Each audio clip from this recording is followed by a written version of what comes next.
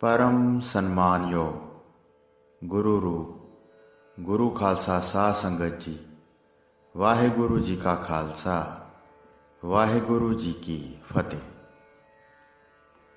श्री गुरु अर्जन देव जी की शादी होया 12 साल बीत गए सन, पर आप जी दे ग्रह अजे तक कोई संतान नहीं सी हुई। हर एक इस्त्री दे मन अंदर माता बनन दी इच्छा कुदरती हुंदी है, पर यह प्रभु की दात है। जिस ते प्रभु तुठे उसकी झोली विच ही ये दात पैंदी है। कुछ समा तां इस्त्री संतान की उड़ीक सबर संतोख नाल करती है, पर काफ़ी समा बीत जाण ते जदों यह दात प्राप्त ना होवे तां फिर इस्त्री बेचैन हो जाती है। इहो हाल माता गंगा जी का होया। वो हर घड़ी संतान की सिक विच तरसदे रहिंदे सन। प्रीति चंद की पत्नी दे हर समय के मेहणे ते चोभा भी माता जी का मन अशांत रखदियां सन। एक समा ऐसा आया कि माता गंगा जी की दासी ट्रंक विच पए कपड़िਆਂ ਨੂੰ हवा लवाउण लई कोठे ते खिलार रही सी। सिख संगतां वालों भेंट होए बड़े कीमती रेशमी कपड़े कोठे ते खिलरे होए जदों प्रीति चंद की पत्नी करमों ने देखे तां उसका मन बहुत दुखी होया। प्रीति चंद के घर आउण ते उस दुखी होई ने अपना दुखड़ा अपने पति अगे रोना शुरू कर दिता। कहण लगी, देखो जी, अर्जन देव के घर किड्डे कीमती कपड़े संगतां वालों भेंट कीते होए आउंदे हन। सारा चढ़ावा ते होर कीमती वस्तां सब उन्हां कोल ही जांदियां हन। सानू तां कोई पुछदा ही नहीं। गंगा के घर आके संगतां उसनूं मत्था टेकदियां हन ते भेटा हाज़र करदियां हन।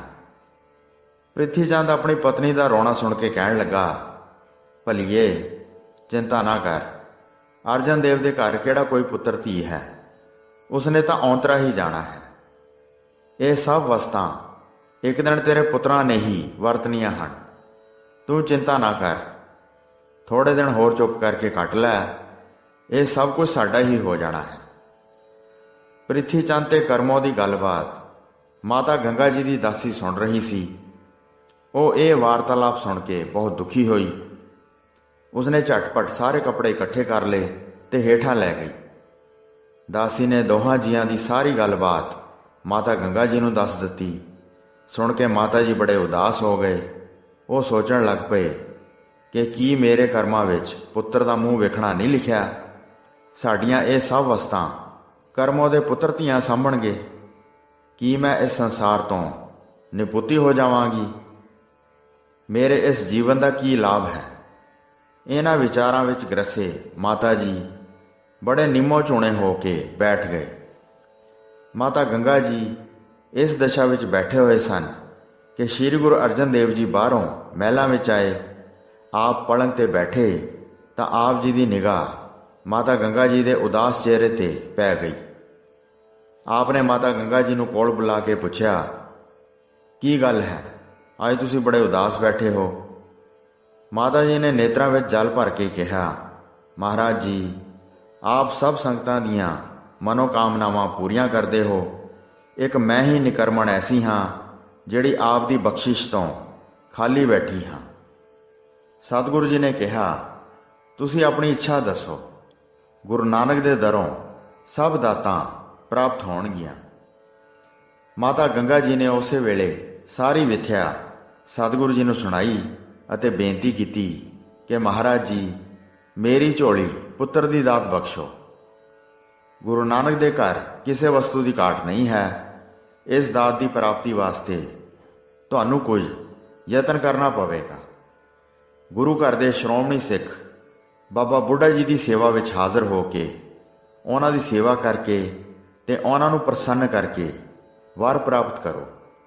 उन्हां दे बचनां विच बड़ी ही शक्ति है। वो प्रसन्न हो के बचन करनगे तां आप दी मुराद जरूर पूरी होवेगी। बाबा जी अकाल पुरख के चरनां विच तुहाडी कामना पूरी होण दी अरदास करनगे। उन्हां दी कीती अरदास खाली नहीं जाती। सतगुरु जी ने माता गंगा जी नूं इस तरह कहा, ਸਤਿਗੁਰੂ ਜੀ ਦੇ ਬਚਨ ਸੁਣ ਕੇ ਮਾਤਾ ਜੀ ਬੜੇ ਪ੍ਰਸੰਨ ਹੋ ਗਏ। ਉਹਨਾਂ ਨੇ ਬਾਬਾ ਬੁੱਢਾ ਜੀ ਦੀ ਮਹਿਮਾ ਸੁਣੀ ਹੋਈ ਸੀ। ਉਹਨਾਂ ਨੂੰ ਭਰੋਸਾ ਬੱਝ ਗਿਆ ਕਿ ਬਾਬਾ ਬੁੱਢਾ ਜੀ ਦੇ ਵਰ ਨਾਲ ਮੈਨੂੰ ਪੁੱਤਰ ਦੀ ਦਾਤ ਜ਼ਰੂਰ ਪ੍ਰਾਪਤ ਹੋਏਗੀ। ਦੂਜੇ ਦਿਨ ਮਾਤਾ ਗੰਗਾ ਜੀ ਨੇ ਬੜੇ ਉਤਸ਼ਾਹ ਨਾਲ ਦਾਸੀ ਨੂੰ ਕਿਹਾ ਕਿ ਤਿਆਰੀ ਕਰੋ, ਅਸੀਂ ਬਾਬਾ ਬੁੱਢਾ ਜੀ ਦੀ ਸੇਵਾ ਵਿੱਚ ਹਾਜ਼ਰ ਹੋਣ ਵਾਸਤੇ ਬੀੜਵਾਲ ਚੱਲਣਾ ਹੈ। ਮਾਤਾ ਜੀ ਦੇ ਕਹਿਣ ਅਨੁਸਾਰ ਕਈ ਤਰ੍ਹਾਂ ਦੇ ਖਾਣੇ ਤਿਆਰ ਕੀਤੇ ਗਏ। ਇੱਕ ਰਾਤ ਤੇ ਸਾਰੇ ਪਕਵਾਨ ਰੱਖੇ ਗਏ। ਮਾਤਾ ਜੀ ਨੇ ਆਪਣੇ ਨਾਲ ਕੁਝ ਸੇਵਕ ਤੇ ਦਾਸੀਆਂ ਲਈਆਂ ਤੇ ਰੱਥਾਂ ਤੇ ਸਵਾਰ ਹੋ ਕੇ ਬੜੀ ਧੂਮ-ਧਾਮ ਨਾਲ ਬੀੜਵਾਲ ਚੱਲ ਪਏ। ਬਾਬਾ ਜੀ ਬੀੜ ਵਿੱਚ ਪ੍ਰਭੂ ਦੇ ਸਿਮਰਨ ਵਿੱਚ ਮਗਨ ਬੈਠੇ ਸਨ ਕਿ ਉਹਨਾਂ ਨੇ ਦੂਰੋਂ ਧੂੜ ਉੱਡਦੀ ਵੇਖੀ ਤੇ ਰੱਥਾਂ ਦੇ ਆਉਣ ਦਾ ਖੜਾਕ ਸੁਣਿਆ। ਬਾਬਾ ਜੀ ਨੇ ਇੱਕ ਸਿੱਖ ਨੂੰ ਕਿਹਾ, ਦੇਖ ਗੁਰਮੁਖਾ, ਇਹ ਕੌਣ ਆ ਰਿਹਾ ਹੈ? ਸਿੱਖ ਗਿਆ ਤੇ ਮਾਤਾ ਜੀ ਨੂੰ ਆਉਂਦਾ ਵੇਖ ਕੇ ਬਾਬਾ ਜੀ ਨੂੰ ਆਣ ਕੇ ਕਹਿਣ ਲੱਗਾ, ਬਾਬਾ ਜੀ, ਗੁਰੂ ਕੇ ਮਹਿਲ ਆਪ ਜੀ ਵੱਲ ਆ ਰਹੇ ਹਨ। ਬਾਬਾ ਬੁੱਢਾ ਜੀ ਦੇ ਮੂੰਹੋਂ ਇਹ ਬਚਨ ਸੁਤੇ ਸਿੱਧ ਹੀ ਨਿਕਲ ਗਿਆ ਕਿ ਗੁਰੂ ਕਿਆ ਮਹਿਲਾਂ ਨੂੰ ਕਿੱਧਰ ਦੀ ਭਾਜੜ ਪੈ ਗਈ ਹੈ। ਬਾਬਾ ਜੀ ਦੇ ਇਹ ਬਚਨ ਸੁਣ ਕੇ ਮਾਤਾ ਜੀ ਉੱਥੇ ਹੀ ਰੁਕ ਗਏ। ਅੱਗੇ ਵਧਣ ਦੀ ਹਿੰਮਤ ਨਾ ਪਈ। ਉਹਨਾਂ ਨੇ ਸਾਰੇ ਭੋਜਨ ਬਾਬਾ ਜੀ ਦੀ ਸੇਵਾ ਵਿੱਚ ਭੇਜ ਦਿੱਤੇ ਤੇ ਆਪ ਨਿਰਾਸ਼ ਹੋ ਕੇ ਵਾਪਸ ਮੁੜ ਗਏ। ਰਾਹ ਵਿੱਚ ਮਾਤਾ ਜੀ ਸੋਚਦੇ ਜਾਣ ਕਿ ਇਹ ਕੀ ਭਾਣਾ ਵਰਤ ਗਿਆ ਹੈ। ਮੈਂ ਤਾਂ ਬਾਬਾ ਜੀ ਦੀ ਸੇਵਾ ਵਿੱਚ ਪੁੱਤਰ ਦਾ ਵਰ ਲੈਣ ਆਈ ਸਾਂ, ਇਹ ਵਰ ਦੀ ਜਗ੍ਹਾ ਸ਼ਰਾਬ ਲੈ ਕੇ ਚੱਲੀ ਹਾਂ। ਵਾਹ ਮੇਰੇ ਭਾਗ। ਇਸੇ ਨਿਰਾਸ਼ ਦਸ਼ਾ ਵਿੱਚ ਮਾਤਾ ਜੀ ਵਾਪਸ ਅੰਮ੍ਰਿਤਸਰ ਪਹੁੰਚ ਗਏ। ਰਾਤ ਨੂੰ ਸਤਿਗੁਰੂ ਜੀ ਮਹਿਲਾਂ ਵਿੱਚ ਆਏ ਤਾਂ ਮਾਤਾ ਗੰਗਾ ਜੀ ਨੂੰ ਬੜਾ ਉਦਾਸ ਵੇਖਿਆ। ਸਤਿਗੁਰੂ ਜੀ ਨੇ ਇਸ ਉਦਾਸੀ ਦਾ ਕਾਰਨ ਪੁੱਛਿਆ ਤਾਂ ਮਾਤਾ ਜੀ ਨੇ ਬੀੜ ਜਾਣ ਦਾ ਸਾਰਾ ਬਿਰਤਾਂਤ ਸੁਣਾਇਆ ਤੇ ਕਿਹਾ ਕਿ ਮੈਂ ਤਾਂ ਆਪ ਦੇ ਹੁਕਮ ਅਨੁਸਾਰ ਬਾਬਾ ਜੀ ਦੀ ਸੇਵਾ ਵਿੱਚ ਵਰ ਲੈਣ ਗਈ ਸੀ, ਉਹਨਾਂ ਨੇ ਉਲਟਾ ਸ਼ਰਾਬ ਦੇ ਕੇ ਤੋਰ ਦਿੱਤਾ। ਸਤਿਗੁਰੂ ਜੀ ਨੇ ਪੁੱਛਿਆ ਕਿ ਤੁਸੀਂ ਕਿਸ ਢੰਗ ਨਾਲ ਗਏ ਸੀ? ਮਾਤਾ ਗੰਗਾ ਜੀ ਨੇ ਆਪਣੇ ਜਾਣ ਦੀ ਸਾਰੀ ਵਿਥਿਆ ਸਤਿਗੁਰੂ ਜੀ ਨੂੰ ਸੁਣਾਈ। ਗੁਰੂ ਜੀ ਸੁਣ ਕੇ ਕਹਿਣ ਲੱਗੇ, ਵਾਹ ਗੰਗੇ, ਮਹਾਂਪੁਰਸ਼ਾਂ ਦੀ ਸੇਵਾ ਵਿੱਚ ਵਰ ਪ੍ਰਾਪਤੀ ਵਾਸਤੇ ਇਸ ਤਰ੍ਹਾਂ ਸ਼ਾਹੀ ਠਾਠ ਨਾਲ ਜਾਈਦਾ ਹੈ। ਸੰਤਾਂ ਕੋਲ ਜਾਣਾ ਹੋਵੇ ਤਾਂ ਆਪਣੀ ਹਉਮੈ ਨੂੰ ਤਿਆਗ ਕੇ ਮਨ ਵਿੱਚ ਗਰੀਬੀ ਤੇ ਨਿਮਰਤਾ ਧਾਰ ਕੇ ਜਾਣਾ ਚਾਹੀਦਾ ਹੈ। ਤੁਹਾਨੂੰ ਗੁਰੂ ਦੀ ਪਤਨੀ ਹੋਣ ਦੀ ਹਉਮੈ ਸੀ, ਇਸ ਕਰਕੇ ਤੁਹਾਡੇ ਮਨ ਦੀ ਕਾਮਨਾ ਪੂਰੀ ਨਹੀਂ ਹੋਈ ਤੇ ਤੁਸੀਂ ਮਹਾਂਪੁਰਸ਼ਾਂ ਕੋਲ ਜਾ ਕੇ ਵੀ ਖਾਲੀ ਆਏ ਹੋ। ਮਾਤਾ ਜੀ ਨੇ ਬੜੀ ਨਿਮਰਤਾ ਨਾਲ ਸਤਿਗੁਰੂ ਜੀ ਦੇ ਅੱਗੇ ਬੇਨਤੀ ਕੀਤੀ ਕਿ ਪਾਤਸ਼ਾਹ ਜੀ, ਮੈਂ ਅਣਜਾਣ ਤੋਂ ਭੁੱਲ ਹੋ ਗਈ ਹੈ, ਕਿਰਪਾ ਕਰਕੇ ਤੁਸੀਂ ਹੁਣ ਉਹ ਢੰਗ ਦੱਸੋ ਜਿਸ ਨਾਲ ਮੈਂ ਫਿਰ ਜਾਵਾਂ ਤੇ ਬਾਬਾ ਜੀ ਦੀ ਕਿਰਪਾ ਹੋਵੇ ਤੇ ਮੈਂ ਉਹਨਾਂ ਤੋਂ ਪੁੱਤਰ ਦਾ ਵਰ ਲੈ ਕੇ ਆਵਾਂ। ਸ਼੍ਰੀ ਗੁਰੂ ਅਰਜਨ ਦੇਵ ਜੀ ਨੇ ਮਾਤਾ ਗੰਗਾ ਜੀ ਨੂੰ ਕਿਹਾ ਕਿ ਤੁਹਾਨੂੰ ਪਤਾ ਹੈ ਕਿ ਬਾਬਾ ਜੀ ਪੂਰਨ ਸੰਤ ਤੇ ਬ੍ਰਹਮ ਗਿਆਨੀ ਹਨ। ਉਹ ਰਸਾਂ ਕਸਾਂ ਤੋਂ ਉੱਪਰ ਹੋ ਚੁੱਕੇ ਹਨ। ਉਹ ਤਾਂ ਸਧਾਰਨ ਪਕਵਾਨ ਖਾਣ ਵਾਲੇ ਜ਼ਿਮੀਂਦਾਰ ਹਨ। ਇਸ ਲਈ ਉਹਨਾਂ ਨੂੰ ਪ੍ਰਸੰਨ ਕਰਨ ਲਈ ਉਹਨਾਂ ਦਾ ਮਨ ਭਾਉਂਦਾ ਖਾਣਾ ਲੈ ਕੇ ਹਾਜ਼ਰ ਹੋਵੋ, ਤਦ ਹੀ ਉਹਨਾਂ ਤੋਂ ਪੁੱਤਰ ਦੀ ਦਾਤ ਪ੍ਰਾਪਤ ਹੋਏਗੀ। ਮਾਤਾ ਜੀ ਨੇ ਕਿਹਾ, ਪਾਤਸ਼ਾਹ ਜੀ, ਫਿਰ ਇਹ ਤਰੀਕਾ ਤੁਸੀਂ ਹੀ ਦੱਸਣ ਦੀ ਕਿਰਪਾ ਕਰੋ। ਸਤਿਗੁਰੂ ਜੀ ਨੇ ਕਿਹਾ, ਸਵੇਰੇ ਅੰਮ੍ਰਿਤ ਵੇਲੇ ਉੱਠੋ, ਇਸ਼ਨਾਨ ਕਰੋ, ਫਿਰ ਆਪ ਚੱਕੀ ਪੀ ਕੇ ਮਿੱਸਾ ਆਟਾ ਤਿਆਰ ਕਰੋ। ਤੁਸੀਂ ਆਪ ਆਟਾ ਗੁੰਨੋ ਤੇ ਆਪ ਹੀ ਗੁਰਬਾਣੀ ਦਾ ਪਾਠ ਕਰਦੇ ਮਿੱਠੇ ਪ੍ਰਸ਼ਾਦੇ ਤਿਆਰ ਕਰੋ। ਪ੍ਰਸ਼ਾਦਿਆਂ ਵਿੱਚ ਲੂਣ, ਮਿਰਚ ਤੇ ਗੰਢੇ ਪਾਉਣੇ, ਚੰਗੇ ਘਿਓ ਨਾਲ ਪ੍ਰਸ਼ਾਦੇ ਚੋਪੜਨੇ। ਆਪ ਦੁੱਧ ਰਿੜਕ ਕੇ ਮੱਖਣ ਤੇ ਲੱਸੀ ਬਣਾਓ। ਫਿਰ ਇਹਨਾਂ ਪ੍ਰਸ਼ਾਦਿਆਂ ਨੂੰ ਆਪਣੇ ਸਿਰ ਤੇ ਚੁੱਕ ਕੇ ਨਾਲ ਲੱਸੀ ਦਾ ਗੜਵਾ ਲੈ ਕੇ ਨੰਗੇ ਪੈਰੀ ਤੁਰ ਕੇ ਬਾਬਾ ਬੁੱਢਾ ਜੀ ਦੀ ਸੇਵਾ ਵਿੱਚ ਹਾਜ਼ਰ ਹੋਵੋ। ਇਸ ਤਰ੍ਹਾਂ ਬਾਬਾ ਜੀ ਪ੍ਰਸੰਨ ਹੋਣਗੇ ਤੇ ਆਪ ਦੀ ਝੋਲੀ ਪੁੱਤਰ ਦੀ ਦਾਤ ਦਾ ਵਰ ਪਾਉਣਗੇ। ਅਗਲੇ ਦਿਨ ਮਾਤਾ ਗੰਗਾ ਜੀ ਨੇ ਸਤਿਗੁਰੂ ਜੀ ਦੇ ਦੱਸੇ ਅਨੁਸਾਰ ਅੰਮ੍ਰਿਤ ਵੇਲੇ ਉੱਠ ਕੇ ਪ੍ਰਸ਼ਾਦੇ ਤਿਆਰ ਕੀਤੇ, ਲੱਸੀ ਰਿੜਕੀ, ਤੇ ਮੱਖਣ ਕੱਢਿਆ। ਇੱਕ ਦਾਸੀ ਨੂੰ ਨਾਲ ਲੈ ਕੇ ਇਹ ਸਾਰਾ ਭੋਜਨ ਆਪ ਚੁੱਕ ਕੇ ਗੁਰਬਾਣੀ ਦਾ ਪਾਠ ਕਰਦੇ ਹੋਏ ਬਾਬਾ ਬੁੱਢਾ ਜੀ ਦੀ ਸੇਵਾ ਵਿੱਚ ਜਾਣ ਲਈ ਬੀੜ ਵੱਲ ਚੱਲ ਪਏ। ਅੱਗੇ ਬਾਬਾ ਜੀ ਬੜੀ ਤੀਬਰਤਾ ਨਾਲ ਪ੍ਰਸ਼ਾਦੇ ਦੀ ਉਡੀਕ ਕਰ ਰਹੇ ਸਨ, ਕਿਉਂਕਿ ਬਾਬਾ ਜੀ ਨੇ ਰਾਤ ਦਾ ਪ੍ਰਸ਼ਾਦਾ ਨਹੀਂ ਸੀ ਛਕਿਆ। ਬਾਬਾ ਜੀ ਨੇ ਦੂਰੋਂ ਹੀ ਮਾਤਾ ਗੰਗਾ ਜੀ ਨੂੰ ਪ੍ਰਸ਼ਾਦੇ ਲਈ ਆਉਂਦਿਆਂ ਵੇਖਿਆ, ਬੜੇ ਪ੍ਰਸੰਨ ਹੋਏ ਤੇ ਕਾਹਲੀ ਨਾਲ ਤੁਰ ਕੇ ਮਾਤਾ ਜੀ ਨੂੰ ਅੱਗੋਂ ਹੀ ਜਾ ਮਿਲੇ ਤੇ ਨਮਸਕਾਰ ਕਰਕੇ ਕਹਿਣ ਲੱਗੇ, ਮਾਤਾ ਜੀ, ਅੱਜ ਤਾਂ ਬੜੀ ਭੁੱਖ ਲੱਗੀ ਹੈ। ਤੁਸੀਂ ਬੜੀ ਕਿਰਪਾ ਕੀਤੀ ਹੈ ਜੋ ਆਪਣੇ ਸੇਵਕ ਲਈ ਆਪ ਪ੍ਰਸ਼ਾਦੇ ਲਿਆਏ ਹੋ। ਤੁਸੀਂ ਧੰਨ ਹੋ। ਮਾਤਾ ਨੂੰ ਆਪਣੇ ਬੱਚੇ ਦੀ ਭੁੱਖ ਦਾ ਕਿੰਨਾ ਖਿਆਲ ਹੈ। ਇਹ ਕਹਿ ਕੇ ਆਪ ਉੱਥੇ ਹੀ ਇੱਕ ਬ੍ਰਿਛ ਥੱਲੇ ਚਾਦਰਾ ਵਿਛਾ ਕੇ ਬਹਿ ਗਏ। ਮਾਤਾ ਜੀ ਤੋਂ ਪ੍ਰਸ਼ਾਦੇ, ਲੱਸੀ, ਦਹੀਂ ਤੇ ਮੱਖਣ ਲੈ ਕੇ ਛਕਣ ਲੱਗ ਪਏ।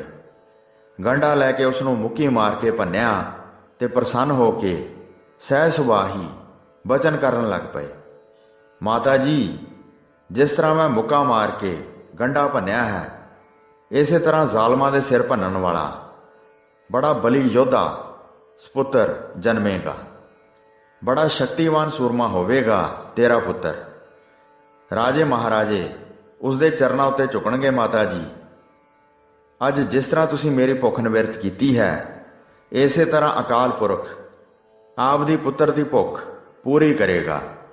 ਤੁਹਾਡੇ ਘਰ ਪ੍ਰਭੂ ਦਾ ਅਵਤਾਰ ਪ੍ਰਗਟ ਹੋਵੇਗਾ।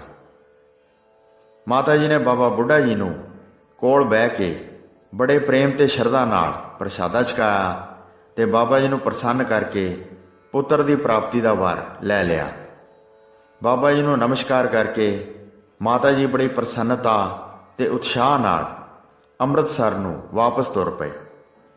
ਰਾਤ ਨੂੰ ਸਤਿਗੁਰੂ ਜੀ ਮਹਿਲਾਂ ਵਿੱਚ ਆਏ ਤਾਂ ਮਾਤਾ ਜੀ ਨੇ ਅੱਜ ਦੀ ਸਾਰੀ ਵਾਰਤਾ ਸਤਿਗੁਰੂ ਜੀ ਨੂੰ ਸੁਣਾਈ।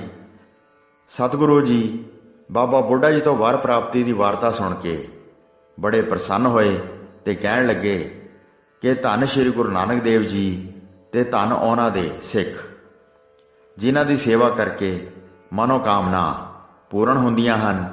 ਨਿਮਰਤਾ ਨਾਲ ਮਹਾਂਪੁਰਸ਼ਾਂ ਦੀ ਸੇਵਾ ਵਿੱਚ ਜਾਣ ਨਾਲ ਸਭ ਕਾਰਜ ਸਿੱਧ ਹੁੰਦੇ ਹਨ। ਬਾਬਾ ਜੀ ਦੇ ਕਹੇ ਬਚਨ ਅਵਸ਼ਯ ਪੂਰੇ ਹੋਣਗੇ। ਤੁਸੀਂ ਇਹ ਨਿਸ਼ਚਾ ਰੱਖੋ, ਸੰਤਾਂ ਦੇ ਬਚਨ ਅਟਲ ਹੁੰਦੇ ਹਨ। ਗਿਰ ਬਸੁਧਾ ਜਲ ਪਵਨ ਜਾਏਗੋ, ਇੱਕ ਸਾਧ ਬਚਨ ਅਟਲਾਧਾ। ਬਾਬਾ ਬੁੱਢਾ ਜੀ ਗੁਰੂ ਘਰ ਦੇ ਅਨੰਨ ਸੇਵਕ ਹਨ। ਉਹ ਤਪ ਦੀ ਮੂਰਤੀ ਤੇ ਬ੍ਰਹਮ ਗਿਆਨੀ ਹਨ। ਇਉਂ ਸਤਿਗੁਰੂ ਜੀ ਬਾਬਾ ਬੁੱਢਾ ਜੀ ਦੀ ਪ੍ਰਸ਼ੰਸਾ ਕਰਦੇ ਹੋਏ ਬਿਰਾਜ ਗਏ। ਬਾਬਾ ਬੁੱਢਾ ਜੀ ਦੇ ਬਚਨਾਂ ਤੇ ਸਤ ਹੋਣ ਦਾ ਸਮਾਂ ਨੇੜੇ ਆ ਗਿਆ। ਵਰ ਪ੍ਰਾਪਤੀ ਤੋਂ ਬਾਅਦ ਮਾਤਾ ਗੰਗਾ ਜੀ ਆਈਆਂ ਗਈਆਂ ਸੰਗਤਾਂ ਦੀ ਆਪਣੇ ਹੱਥੀਂ ਸੇਵਾ ਕਰਦੇ ਤੇ ਗੁਰਬਾਣੀ ਦਾ ਪਾਠ ਬੜੇ ਪ੍ਰੇਮ ਨਾਲ ਕਰਦੇ। ਵਾਹਿਗੁਰੂ ਜੀ ਕਾ ਖਾਲਸਾ, ਵਾਹਿਗੁਰੂ ਜੀ ਕੀ ਫਤਿਹ।